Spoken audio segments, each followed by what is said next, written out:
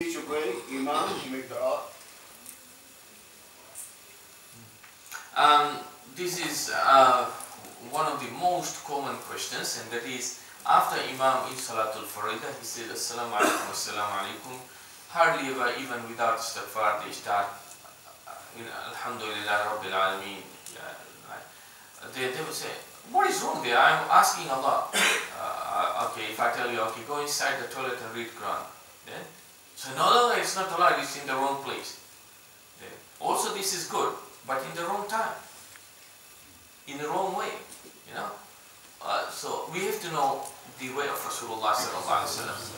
We ask them, where is it that Rasulullah after Salatul Farida would raise his hands making dua and others will say Ameen? No, nowhere. He will say Astaghfar, Subhanallah, Alhamdulillah, Allahu Akbar, Ayatul Kursi, Qul huwallahu ahad, Qul Rabbil Falaq, Qul Rabbil Nas, and other azkar.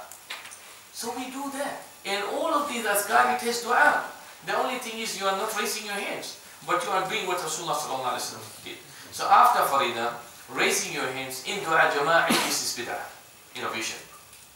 But if individually somebody chose to make dua while knowing that this was not where Rasulullah would raise his hands, but because I have done something good, and Salatul Farida is among the best which you can do. So after this, my chances of being nearer to Allah is higher than if I was somewhere else or something. So I want to get this opportunity. So sometimes, not every time, I would make this dua after Farida individually. Sheikh and Sheikh bin Baz, they consider that to be okay. Though I don't do it at all. I will do it after Nawafil, I will do it in sujood. Other question, Sheikh. Last question, inshallah. I mean, after...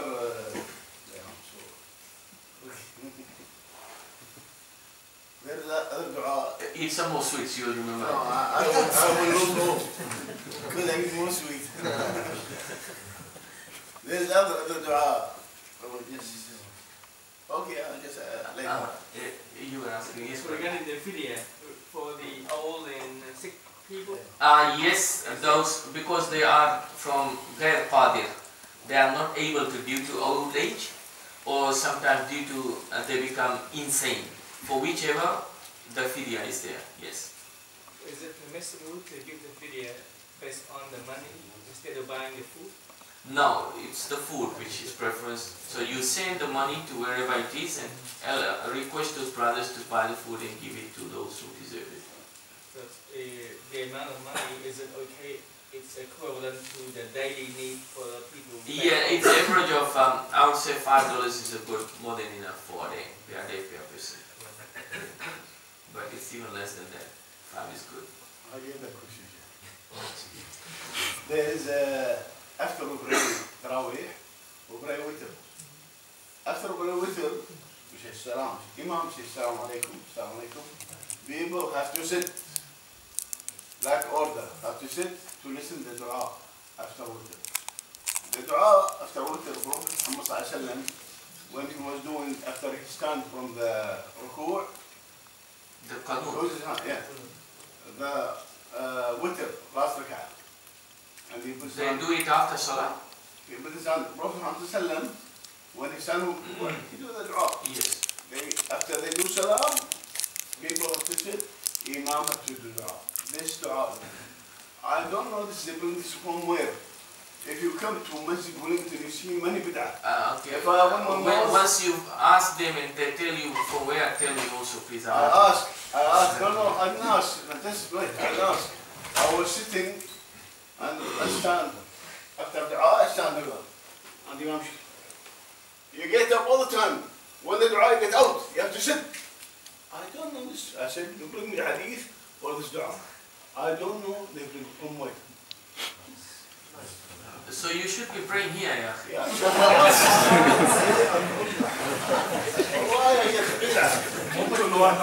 Welcome. I'm not sure how long you're here. When from the Berlin University, we'd like to welcome you to come there and to send there.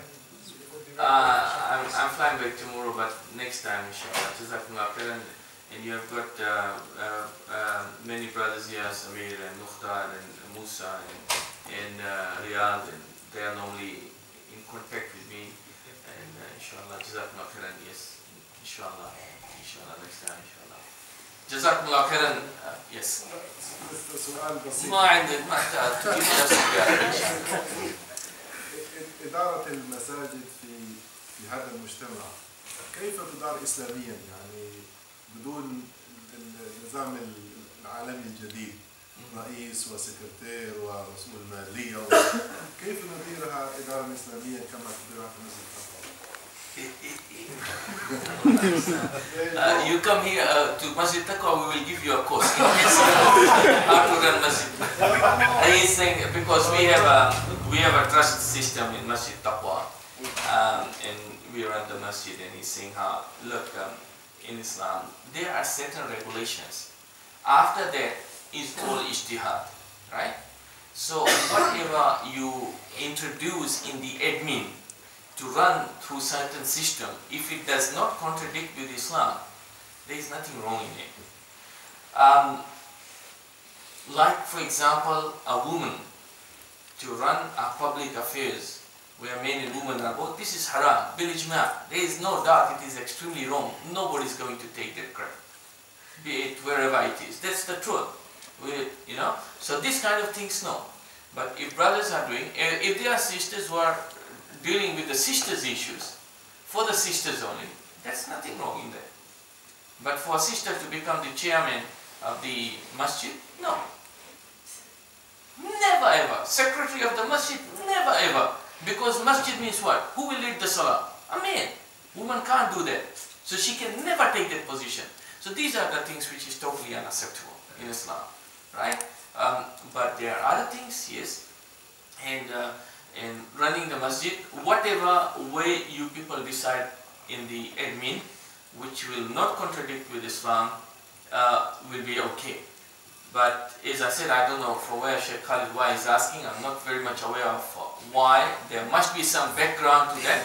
Unless I know it, I can't really point it. But this is in general. This is in general. Allah said, there is a meeting in the masjid for Iman meeting, and there's two ladies sitting to the meeting. I don't know for what. You should have asked him. I think we have a situation in Madani, from my memory. I was with that as well. It's part of the presentation to the children after they finish the class at the end of the year. They had some sort of certificates.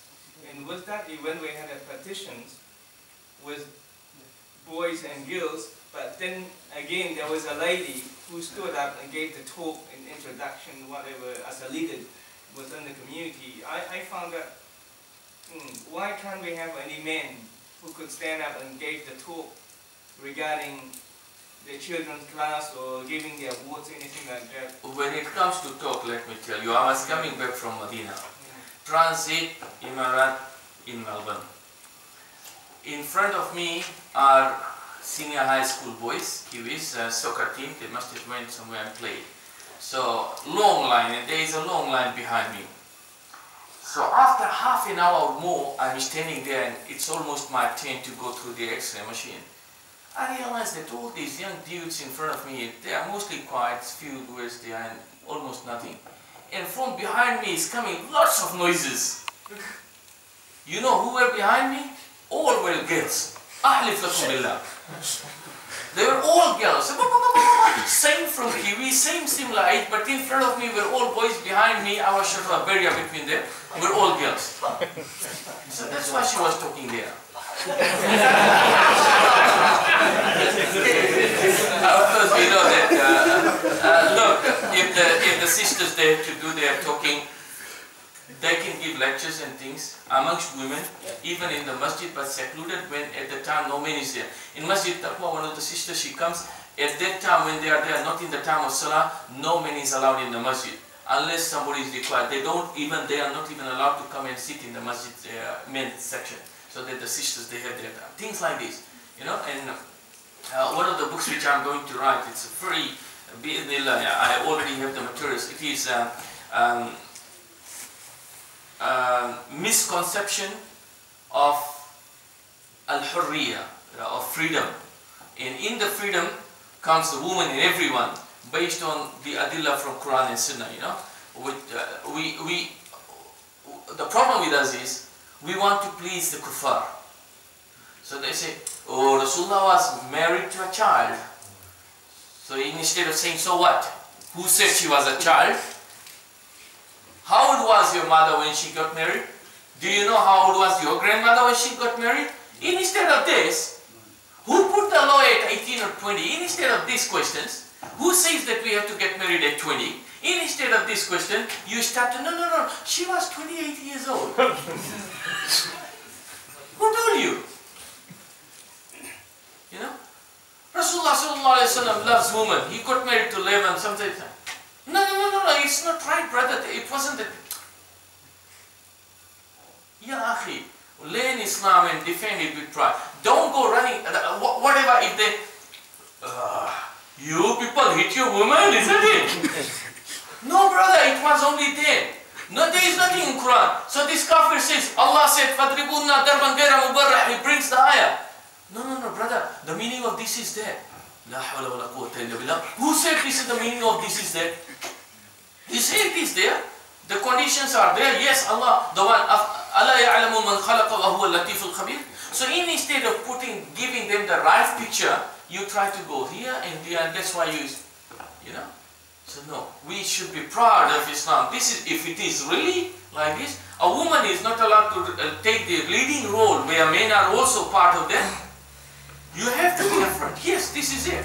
لا يفلح القوم تؤمهم المرأة. Rasulullah said it. What? Give the reasons. You ask him if he's a Christian. Have ever been before Jesus any woman who were prophets? They will say no. Why is it that Allah only chose men prophets? You know? And then the statistics of all this dunya where most of the CEOs are men and they are being paid more than the woman and all. That comes later anyway. A last question, right? We've seen within the Wellington community, there's some sort of retreats going on from time to time. I don't know how they conduct it, but there's a woman traveling, going to certain place, men traveling, going to certain place. They call it retreat. I have never been there, but I've heard of it. I know people who are in that sort of group who attend that retreat. What's your opinions on that? And advice? The woman, the people, or with men, or what? Yeah, I don't know, but I know women who travel and go to that retreat to the extent that going overseas for that retreat. So I don't know how they conduct it in terms of the retreat amongst the groups themselves. Because I have look, this comes from the differences among the scholars of whether a woman is allowed to travel without a mahram. The very strong, almost without any doubt, is that she is not allowed to. So it is all based on that. And those who consider that she is allowed to, then they, they do those kind of things. And my suggestion is that retreats can happen. Let it be within the city, where sisters they can gather, so they are not traveling a distance of a musafir. This is one way. The other is that it goes with the brothers and sisters, but this one is extremely difficult because of the fitna and seclusion, and almost impossible to keep them separately when it is there so many activities which would be coming. So this is almost not possible. So what's your view regarding the seekers of knowledge groups that's been happening here in New Zealand and Australia? About the Imam. About the Imams, the groups, about the change of the group. I don't know if you are talking about the one I know. Allah understand. Allah understand. Last question. You people said, I did not force him, he said it by himself. Last question, he is not permitted after. Last question for him. The woman, the lady, she's our sister, alhamdulillah. Okay? But the woman, she allowed to go to Islamic center and she put perfume or she makes zina. Even Ramadan, everybody going to go to Masjid, buy good looking, everything, right? MashaAllah. Where are you always?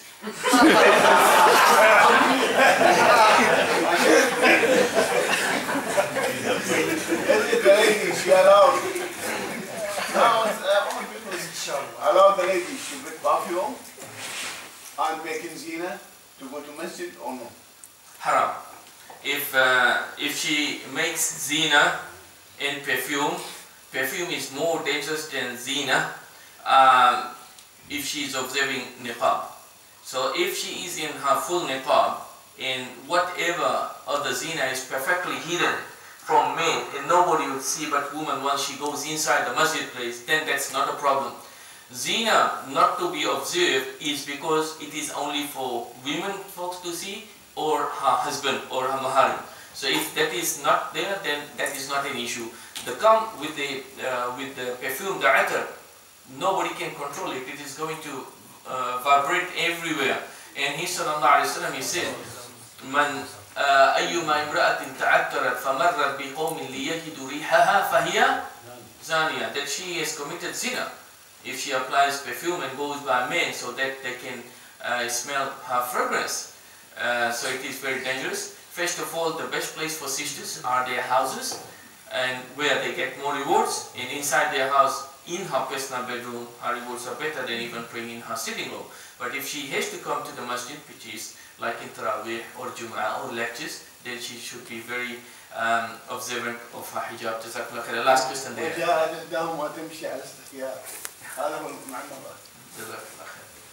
So if someone is on like public transport, and like in a taxi for example, where you're picking a female woman, is it allowed to pick up?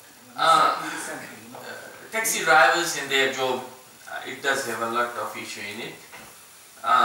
It's a tough one. It's not an easy job. At the same time, you are regulated by regulations, which you have to abide by as part of the contract, which you can't forego, and you at times you don't have options. So we know that normally a woman to sit with you is not the right thing, but Allah musta'an, and if you are having fitna by that, then you have to look for another job, or you have to get old quickly. But it's a difficult situation, and in norm condition it is haram, but also it differs from one individual to another individual, exactly like when a sister is going outside and working. First of all, if she is doing something which is perfectly halal, so her wages itself, the entire wages is not going to be haram. But whatever haram committed, including saving men, including being without hijab, including what, so she gets the sin of that, but her wages in entire does not become haram. So these are the kind of elements will also apply in these kind of issues, also for men. But men have almost leniency given to men in situations like these is more than women, because woman's place is house. So restrictions applying on them are more. So if you talk to my wife, I have to go there, I have to work in this. She'll say, but women are working there. If you go, women miss you. So what can I do? I have to work. That woman should be at home. What can I do? Right? I have to go to the university to study. So your wife says, oh, they are young, beautiful girls there. Yeah, I know, but I have to study, I have to work. But if you, oh my wife, have to go there, then I will say it is haram on you, because you are supposed to stay at home. What can we do when women have taken all our universities? I have no choice. You get my point? So this is where we are allowed. It doesn't mean you are allowed to go and sit beside a girl or talk to them or laugh or do research together or things like that. No, I'm not saying that. I'm saying is that you have no option, but the woman has to stay at home. That's what. What about taxi driver? يا أخي أنت سألتني. taxi driver كان somebody buying alcohol يقول لنا كار ملعون حامل صانع أو حامل. صحيح. That's why I'm saying that the limitations are. I will give you a story of a brother. Yeah. I will not name him, but I will name the country, Australia. And I asked him many times, and he swear by Allah, and he said it is not an imagination. One day, he was driving taxi, he has left it long time ago. Young blood, So he said to a man and a woman, with this, no questions anymore. A man and a woman, they sat down in the car, late night, and the man was Australian Navy. which means they have their status, especially in Australian Navy, not Kiwi Navy, right? So then he found out that this brother is a Muslim. So he started to abuse him, the Navy, swearing on Allah and things like this. And then he could not tolerate. He said he went to a place, he stopped near the service station and told him to get out. I think it happened second. Before that, in the same story now, or yeah, and maybe when he stopped and he refused to get out. Now, what he was doing according to his taxi rules is wrong. You can't take off the passenger away from your car unless there is a very valid reason for that, and it applies in New Zealand also. You can't. So that's why he took them to the service station. He refused. So after mocking, this brother said, "Oh Allah, what I'm doing is for you," and that's what he might have done. He said, "By Allah, I gave him one shot." Navy, Australian navies and even Cuban navies, the standard is not, you know. He said, he swears by Allah, the first punch which I gave, it never reached him, and he fell down to the ground. I said, "Do you imagine?" He said, "No." "You are 100% sure?" He said, "Yes." He said something else hit him. The first punch was not mine, and then after that, hit him a lot. Wallah, yes, he said. And the girl was watching. And he was Navy, so he called the police. The police, same time. Right? Of course, he did not say I hit him or anything, but he said self-defense and things. Then the girlfriend of that Navy, she said to the police, no, he's Navy, right? The police, they look at them like this. So he must have said too many things, statements. The girl, she said to the police when they came to him, "Huh?" She said, "What he got, he deserved it." And then I almost said the name of the brother. Then he said to me, I went to my taxi and was going. Then the girl said, "Where are you going?" He said, "I'm going." He said, "No, drop me home." She left the Navy and she sat again in the car, and the brother brought her to his house, to her house. When they reached there, that wasn't the end. She forced him to come to the house, to her mother and brother there, and share a cup of coffee. Subhanakallahumma wa bihamdika. I'm not saying you start doing that tomorrow, brother. Not a story, really. Jazakallah khair for coming. May Allah bless us in the blessing month of Ramadan. Subhanakallahumma wa bihamdika. Nashhadu an la ilaha illa anta nastaghfiruka wa natubu ilayk. Wassalamu alaykum wa rahmatullahi wa barakatuh.